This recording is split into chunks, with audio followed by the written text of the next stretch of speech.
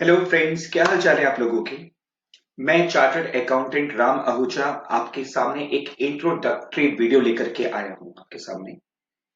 इस वीडियो का पर्पस क्या है, पहले ये मैं आपको बता दूं। नंबर वन, मैं अपने बारे में कुछ आपको बातें बताऊंगा। नंबर टू, हम एक कॉन्सेप्ट को आज डिस्कस करेंगे कि किस तरीके से हमारी क्लासेस कंटिन्यू रहेंगी और आप किस तरीके से आप कॉन्सेप्ट को समझ सकते हो। नंबर थ्री, आज क्योंकि आपका पहला लेक्चर है तो आपका जो बिजनेस स्टडी का कोर्स है वो क्या है, उसमें कितने चैप्टर्स हैं, उसकी वेटेज क्या है।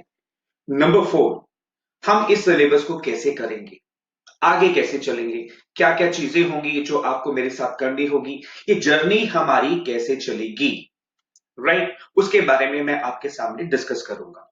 तो सबसे पहले मैं आपको बताना चाहता हूं कि I am a chartered accountant Ram Ahuja.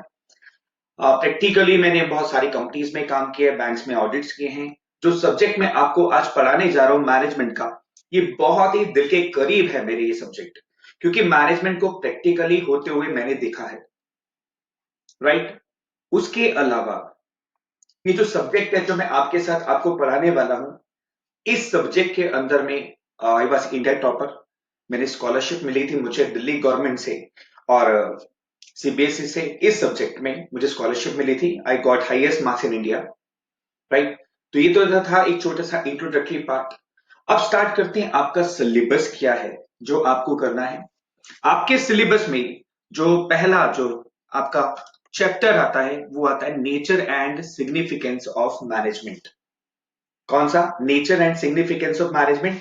आपका दूसरा चैप्टर का नाम क्या है? Principles of management. और तीसरा चैप्टर बिजनेस एनवायरनमेंट। और ये टोटल मार्क्स है 16। अरे ये क्या मतलब है सर, इंडिविजुअल चैप्टर की वेटेज क्या है? नहीं है, यहां पर यूनिट वाइज मार्क्स है, यानी कि पहले तीन चैप्टर आपकी फर्स्ट यूनिट है। First chapter, second chapter, third chapter, और तीनों का टोटल सम है कितना? 16 मार्क्स। करेक्ट। आपका चौथा चैप्टर आता है प्लानिंग, पांचवा चैप्टर आता है ऑर्गेनाइजिंग, और ये आपकी हो जाती है सेकंड यूनिट। फर्स्ट यूनिट में पहले तीन चैप्टर, सेकेंड यूनिट में बाकी के दो चैप्टर, और उनकी मार्क्स वेटेज कितनी है? 14। यानी कि पहले पांच चैप्टर आपके हो गए 16 प्लस 14, कितने मार्क्स के हो गए? बताओ बताओ बताओ। 30। वेरी गुड, समझ आ रहा है? Great, right. उसके बाद हमारा जो अगला चैप्टर आता है वो आता है हमारा chapter staffing, directing and controlling. आपके जो लास्ट थ्री चैप्टर्स हैं पहली किताब के, वो मार्क्स है 20। पहली यूनिट थी कितने मार्क्स की? 16 यार। दूसरी यूनिट 14, टोटल कितने हुए? 30। और थर्ड यूनिट यानी कि स्टाफिंग, डायरेक्टिंग, कंट्रोलिंग, आपके टोटल हो गए कितने? 50 मार्क्स। 16 प्लस 14 प्लस 20, 50 मार्क्स, यानी कि पहली किताब आपकी है 50 नंबर की। उसके बाद आता है पार्ट बी, यानी कि दूसरी किताब आपकी शुरू होती है, जिसमें आपका 9वां चैप्टर है फाइनेंशियल मैनेजमेंट, 10वां चैप्टर है फाइनेंशियल मार्केट, और ये होगी आपकी कौन सी यूनिट? चौथी यूनिट, और इसके मार्क्स है 15। फिर आता है next marketing management and consumer protection, और इसकी यूनिट के मार्क्स कितने? 15। यानी कि आपकी जो सेकंड बुक है उसके टोटल मार्क्स कितने हो गए? 30। First book 50 marks, second book 30 marks, total 80 marks. तो बाकी बाकी मार्क्स कहां गए 20? बाकी मार्क्स कहां गए? Project work. आपको एक प्रोजेक्ट वर्क करना होगा जिसमें आपके 20 मार्क्स है, यानी अब हो गए टोटल 100। ठीक है, 16 plus 14 plus 20 plus 15 plus 15 plus 20 equal to 100। I hope this is clear. आपको क्लियर हो गया? पहली बुक कितने मार्क्स की है?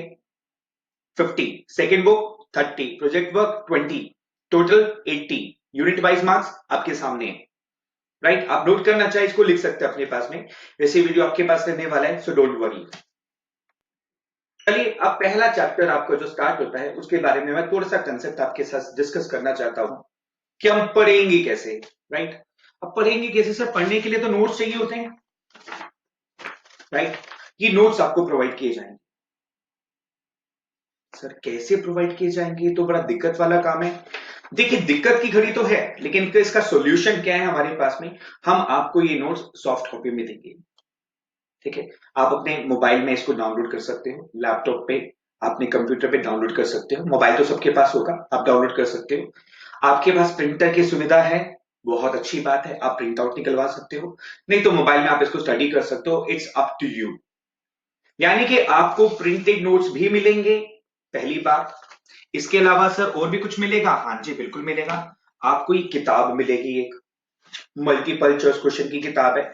इसमें आपके बहुत सारे मल्टीपल चॉइस क्वेश्चन हैं जो आपको कवर करने हैं चैप्टर वाइज। जी हाँ, chapter wise, right, chapter wise आप सारे नोट्स, इसमें आपको मल्टीपल चॉइस क्वेश्चन है जो आपको कवर करने हैं। यानी कि आपको नोट्स मिलेंगे और मल्टीपल चॉइस क्वेश्चन मिलेंगे, केस स्टडीज मिलेंगी, आपको टेस्ट भी होंगे। बताता हूं, बने रहो मेरे साथ, कैसे कैसे करेंगे ये सारी चीजें मैं आज आपके साथ डिस्कस करने वाला हूं। पहले एक छोटा सा कंसेप्ट डिस्कस करते हैं कि जो मैनेजमेंट का सब्जेक्ट हम पढ़ने वाले हैं ये आखिर है क्या। 11th में तो कोई नाम नहीं पढ़ा हमने मैनेजमेंट का। तो चलिए, ये नोट्स आपके पास है, आप इसको ओपन कर लीजिए, मैं आपको पढ़ के सुना रहा हूं। पहला पेज कहता है कि वॉलमार्ट ऐसी कंपनी है जिसकी रेवेन्यू सिर्फ और सिर्फ 35 लाख करोड़ है। अरे बाप रे बाप, 35 लाख करोड़ की टर्नओवर। एम्प्लॉय ज्यादा नहीं है, सिर्फ 23 लाख, 23 लाख एम्प्लॉइज। अरे बाबा, कैसे मैनेज करती होगी कंपनी ये वही कंपनी है, बिल्कुल ठीक पहचाना, जिसने फ्लिपकार्ट को खरीदा है। करेक्ट करेक्ट, हाँ आपको जाना पहचाना लग रहा है नाम आपको। आपने सोचा पता नहीं कौन सी कंपनी सर ने उठा करके डिस्कस करनी शुरू कर दी। यहाँ पे वॉलमार्ट अमेरिकन कंपनी है, लेकिन सर भारत की कंपनी फ्लिपकार्ट को खरीदा है, इसने ज्यादा पैसे नहीं खर्च किए, सिर्फ और सिर्फ 1,05,000 करोड़ रुपया खर्च किया था इसने, सिर्फ 77% शेयर खरीदने के लिए फ्लिपकार्ट का। अब आप आइडिया लगा सकते हो कितनी छोटी सी कंपनी है ये। गूगल के बारे में आप सब लोग जानते हो, सब लोग यूज करते हो और अभी भी यूज कर रहे होंगे आप, जीमेल ड्राइव को, गूगल ड्राइव को यूज करेंगे आप। अगर उसकी मैं बात करूं तो लिखा हुआ है 2009 में स्टार्ट हुआ, सॉरी, गूगल स्टार्ट हुआ था 1998 में, सिर्फ 21 साल उम्र है इसकी, आपसे 3-4 साल ज्यादा हो सकती है। और आज की डेट में उसका वैल्यूएशन है 51,75,000 करोड़। जीरो काउंट कर लेना भैया, खुद लिख लेना कितनी जीरो आती है। गूगल का जो सीईओ है सुंदर पिचाई, भारतीय है, इंडियन, ठीक है, शक्ल से नाम सुंदर है, उतने सुंदर है नहीं, सुंदर पिचाई। इनकी जो सैलरी यानी कि इनकम है जो गूगल देता है, ये पुरानी फिगर बता रहा हूं मैं आपको, ज्यादा नहीं, सिर्फ 310 करोड़ रुपए है साल। कितनी है? 310 करोड़ रुपया। यानी कि एवरेज लगाओ तो पर डे की 1 करोड़ रुपया सैलरी। अब आप सोचो, ये जो वर्ड अब आपके सामने आ रहा है मैनेजमेंट, क्या इसके बगैर ये जो डिटेल में आपके साथ डिस्कस कर रहा हूं, क्या ये पॉसिबल है? बताइए मेरे को। एचडीएफसी बैंक की जो रेवेन्यू एक साल की 80,000 करोड़ है, 1994 में स्टार्ट हुआ था। ये इतनी टर्नओवर, इतने सारे एम्प्लॉइज, इतना बड़ा बिजनेस, मल्टीनेशनल कंपनीज, क्या ये बिना मैनेजमेंट के संभव है? Answer is no. इसीलिए आपको ये सब्जेक्ट पढ़ाया जा रहा है, वेरी इंटरेस्टिंग सब्जेक्ट है। हम सारे एग्जांपल प्रैक्टिकल लाइफ से डिस्कस करेंगे। अभी आप देख रहे हैं कि पूरी भारत की गवर्नमेंट, क्या पूरा वर्ल्ड मैनेजमेंट में लगा हुआ है कोरोना वायरस को मैनेज करने के लिए। अब देखो, आप भी अपने घर पे बैठ करके क्लासेस मैनेज कर रहे हो। देखो वन अनदर एग्जांपल, हम लोग भी यहाँ पर, आई नो हमारे पास रिसोर्सेज बहुत लिमिटेड है, क्योंकि no one must prepare for this situation, लेकिन आज हम लोग ये मैनेज कर पा रहे हैं बाय हुक बाय क्रुक। हो सकता है थोड़ी बहुत कमी हो क्योंकि रिसोर्सेस अवेलेबल नहीं है, but what we are doing is management. Correct? तो चलो मैनेजमेंट को स्टार्ट करते हैं। ये समझ में आ गया कि मैनेजमेंट होता क्या है? ऑफ कोर्स सर, हम कर रहे हैं मैनेजमेंट, घर में बैठ करके बिना सामान के मैनेजमेंट हो रहा है, घर में बैठ करके बिना गेम्स के मैनेज कर रहे हैं हम लोग, घर पे लॉकडाउन कर रखा है, मैनेजमेंट कर रहे हैं। लेकिन क्या ये डेफिनेशन एग्जाम में काम आएगी? नहीं सर, ऐसा तो नहीं लिख पाएंगे। तो फिर क्या है इसकी डेफिनेशन, जरा डिस्कस करते हैं। इट इज ए, पहला वर्ड आता है प्रोसेस। देखिए, जो नोट्स आपको स्क्रीन पर नजर आ रहे हैं, ये एक कॉपी पेन ले लीजिए। हाँ, पॉज कर दो अभी इसको, एक कॉपी पेन ले लो, और ये जो नोट्स हैं ये आपको लिखने हैं। जी हाँ, आने वाली हर रिकॉर्ड क्लास के अंदर में जो भी आपको मटेरियल सामने दिखेगा, जो मैं डिस्कस करूंगा, ये समरी नोट्स हैं, आपको खुद लिखने हैं। फिर इनका फायदा क्या होगा? जो मैं आपको नोट्स दे रहा हूं, ये नोट्स काम आएंगे आपके एक्सप्लेनेशन के लिए, जो बातें मैं डिस्कस कर रहा हूं उसके लिए, कि सारी चीज आप लिख नहीं पाएंगे और ये समय लगेगा। इसलिए बहुत सारे नोट्स आपको प्रिंटेड फॉर्म, यानी अभी तो सॉफ्ट कॉपी मिलेगी आपको। हाँ, अगर समय सही रहा तो आपको प्रिंटेड फॉर्म में भी मिलेगी, लेकिन फिलहाल आपको क्या करना है, इन नोट्स को लिखना है। कॉपी पेन ले लिया, ले आओ ना जाकर के कॉपी पेन। यार ऐसे दिख क्या रहे हो, पॉज कर दो, ले आओ। चलिए, अब कॉपी पेन अगर आपके पास तैयार है तो नोट करो, इट इज ए प्रोसेस, और इस वर्ड को अंडरलाइन करो, it is a process. Process of creating an internal environment. मैं आपसे एक छोटी सी बात पूछता हूं, मैनेजमेंट का एक्चुअल मतलब होता है एक एनवायरनमेंट को क्रिएट करना। क्या करना? एक एनवायरनमेंट को क्रिएट करना। क्योंकि अगर ऐसा नहीं होता तो पिक्चर हम कहां पर देखते? घर पे देखते, सिनेमा हॉल नहीं जाते। हम सिनेमा हॉल क्यों जाते पिक्चर देखने के लिए, बताओ? घर पे भी तो देख सकते हैं। सोचो, अगर हम पढ़ाई घर पे कर सकते तो स्कूल क्यों जाते हैं? पूजा घर पे कर सकते हैं तो मंदिर मस्जिद गुरुद्वारे क्यों जाते हैं? क्योंकि वहां पर एक माहौल होता है, एक एनवायरनमेंट होता है, जहां पर हमारा सारा का सारा ध्यान हमारे गोल की तरफ होता है। बात समझ आई? किसकी तरफ होता है? हमारे टारगेट की तरफ होता है। यानी कि सिनेमा हॉल में 200 लोग पिक्चर देख रहे हैं, लेकिन हमें क्या फील होता है? Wow, I am the only person watching the movie. केवल मैं एक अकेला पर्सन हूं जो पिक्चर देख रहा हूं। Is that clear? तो ऐसे एनवायरनमेंट को क्रिएट करने को मैनेजमेंट कहा जाता है। कहते हैं वो मैनेजमेंट बहुत अच्छा है, यहाँ तो क्या मजा आ रहा है यार, बैठने का सिटिंग अरेंजमेंट, यहाँ पर सारी क्वालिटी गुड। उस एनवायरनमेंट को क्रिएट करने के प्रोसेस को हम क्या बोलते हैं? Management. Way individuals working together in group, यानी जहां पर अकेले अकेले लोग जो ग्रुप में काम कर रहे हैं वो अपने गोल को अचीव कर सके। Is that clear? यानी कि हर गोल के पीछे, हर काम के पीछे बहुत सारे लोग जुड़े होते हैं, जिसको हम ग्रुप कहते हैं, टीम कहते हैं। हर ग्रुप के अंदर जो हर पर्सन जुड़ा होता है, हर पर्सन का अपना अलग अलग एम होता है। Is that clear? और उस गोल को अचीव करने के प्रोसेस को हम मैनेजमेंट कहते हैं।